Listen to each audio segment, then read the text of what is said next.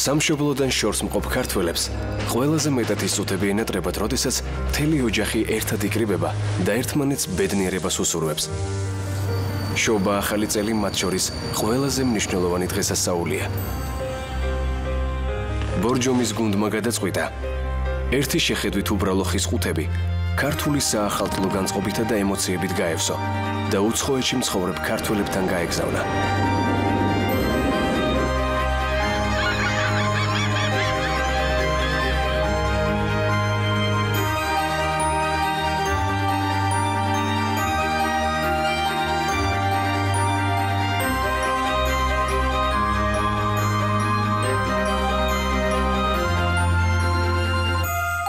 ხანგრძლივი მოგზაურობის შემდეგ ბორჯომის გუნდმა საზღვარგარეთ მცხოვრებ ქართველებს ქართული შობა ახალი წლის ელფერით დატვირთული გზავნილი ჩაუტანა.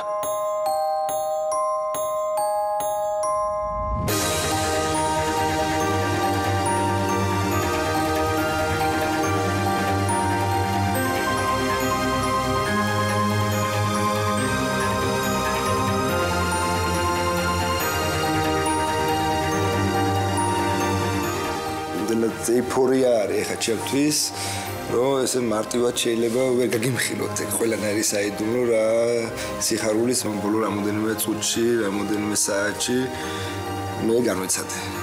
ძალიან სასიამოვნო იყო და ბავშვობა ახალი წელი გამოხსნა. მე ხა ეგ იყო პრინციპში. აი ხა ამ ეტაპზე რა.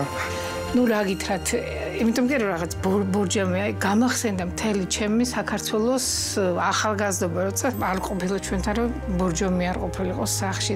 ჩემთვის ახალი წელი დღეს დაიწყო. მახსენდება ეს ჩვენი თოვლის პაპა, რომ მოდის ხურჯინით და რომ მოაქვს ეს თავისი ტრადიციული ტკბილეულობები. ბავშვობაში იყო ჩემთვის ძალიან დიდი ემოცია და ეს იყო რაღაც გარკვეულწილად მსგავსი რამის განცდა. ბორჯომი ყველაზე მაგარია. ყველაფერი მივიღე დღესა. როგორ გითხრათ, მადლობა.